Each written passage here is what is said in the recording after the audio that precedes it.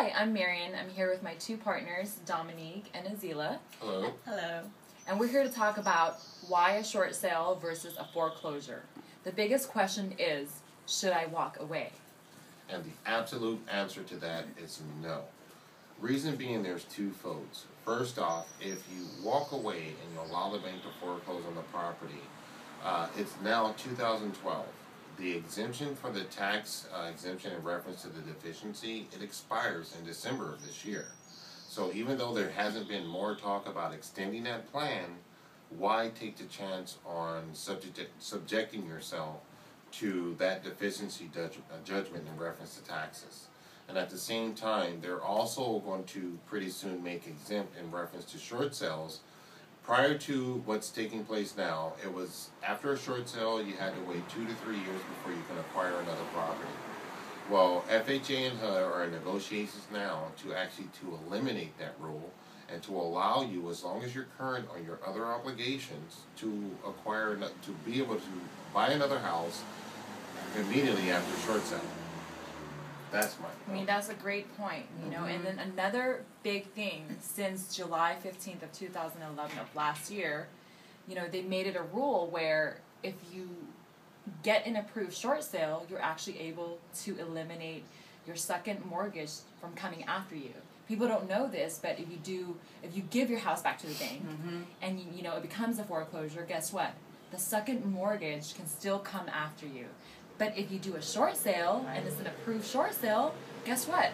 You're not responsible for your second anymore. That's important, and that's important to know. That's a huge thing. Important. I mean, you know, you're able to take away your first and your second. Absolutely. And there's a lot of people out there that don't know that. Yeah, Right. The benefit, again, is that you're able to get out of that obligation.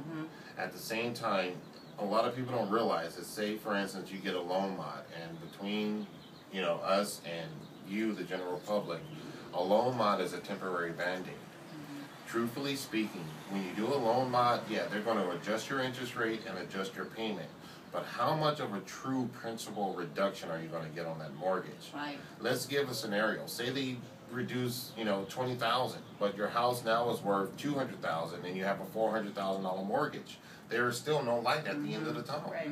So a short sale is actually your best option to be able, at the same time, to protect yourself from the recourse of a loan, at the same time to take advantage of this market and still be able to buy a property at the best time to buy a house, the lowest prices that we've seen in a decade, and take advantage of the opportunities in, you know, today's market. And when we talk about zero deficiency, exactly. you know, I mean, if you are going to give your house back to the bank, it's not a guarantee that the second will not come after you. And for me, you know, losing my house and having someone else try to collect a debt that I don't have or can't financially pay for, I don't want that. So to be able to eliminate the first, the second, and have zero deficiency, Right. that is a huge, huge thing. Absolutely. And another huge thing too for short sale, and that I wish I had known this when I lost my property, but now a lot of lenders are providing incentives, some money back to the homeowners that are doing short sale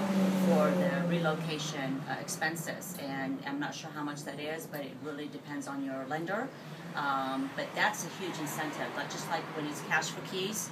You know, if you're a tenant and your lender, if you're a tenant and you're the seller of the can't think right now, your landlord obviously just stopped paying for the property, and now you pretty much are stuck and you have to move out. So you can do cash for keys, and or the landlord of the property can also do cash for keys. Now, for short sale, if you're short selling your property, you can also do get some money for relocation for your short sale, which is huge. I mean, I wish I had known this, or back you know, when I lost my own property, I wish they were offering that at the time, and they were not. So you need to jump on that, because every day the banks are changing their programs, they're changing everything. So this may not be going on for the rest of God knows how long, right? This may go on for maybe till end of this year or to next year, but if you are in that position, you've got to jump on it. You know, call for information, call your bank, and figure out, you know, what are they offering to the sellers that are planning on doing short sale. Like I said, each lender is different. I'm not sure how much they offer, but you know, it could be a tremendous amount of money and help you to relocate and put your family into another home, whether it's leased or whatnot. Yeah, so, and then to touch on that, especially for homeowners that acquired their subprime loan during 2004 and 2007, you have a higher chance of actually getting, you know, a higher amount back to relocate. So, Absolutely. you know, don't just let it go. Like I said, you're already having financial hardship. If you can get something back so you can start, so have a fresh start and a new living and some money to get yourself back on track, you know, we can help you with that, and we can educate you on how to do that. So remember, you know, especially during 2004 and 2007, if you acquired the loans back then, you can get some money back. And also keep in mind, you know, we're not talking to you just as your realtor. We're talking to you in reference to individuals who have experienced both sides of the fence. Myself personally, I lost several properties. I tried to do the loan mod. At the time that I lost the properties was in the midst of the downfall. Right. So banks were not, I would say, in a position or had the capability. Because they were new. Yeah, they were new. They everything didn't know was what brand to do. new. And it all just crashed so instantaneously that they didn't know what to do. So their hands were just so tied. Right. And even though I had everything in order to get either an approved short sale or approved loan mod, they didn't have the capability to facilitate the transaction in time enough to prevent a foreclosure. So I lost quite a few properties in the midst of this downfall. And what we're here to do today is not only to talk to you as realtors, but to talk to you as individuals who has been through what you are actually going through. So we can I can truly experience, you know, from self-experience as well as my partners, let you know that we know exactly what you're going through. And remember, the banks want to help you. Okay, don't forget that. They do encourage you. If you can't financially pay for your house, you know, the banks are encouraging you. They will support you on a short sale. So Absolutely. we can help you with that. It's changed a lot. It's changed a lot from what it was from the beginning to what it is now. So don't look at it and saying, well, it didn't work for me back then.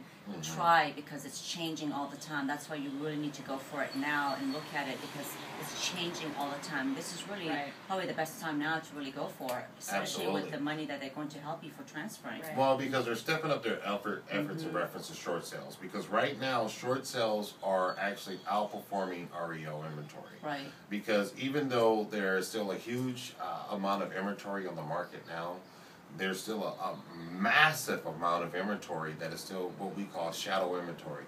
These are people who are just now going into, you know, their 90-day lates. People who are just receiving their notice of default filings. People who are still in the midst of a loan mod, which everyone knows that 90% of the time it will not be approved, unfortunately, because if technically, financially, you're not in a position to cover that balance. And again, they're only going to do a minimum of a principal rebalance. You're probably looking at a reduction of about maybe 20, 30, maybe 50,000 if you're lucky. But what does that compare to if you have a $200,000 home, which is what it's worth in this current value, and a $400,000 mortgage? Let's take the latter, right? They reduce 50,000. You're still $350,000 unpaid balance. You're $150,000 upside down. How long truly do you think that you're going to see the light at the end of the tunnel to where your property supersedes the amount that's truly owed on it, and now you're in an equity position? Industry talk is that even though they say 2012 is the rebound, realistically, from working as 24/7, 24 hours a day, 7 days a week, we're looking at 2015 for actual recovery, to the start of the recovery. And we're going to see even more foreclosures. And remember, it doesn't matter like what your financial situation is. Right. If you can't afford to make payments, you can't afford to make payments. Very It true. doesn't matter what your financial situation is. You're not capable of making your payments. And that is why we're here to help you to get into a better state. So after hearing all of this, why walk away? Very true. Absolutely.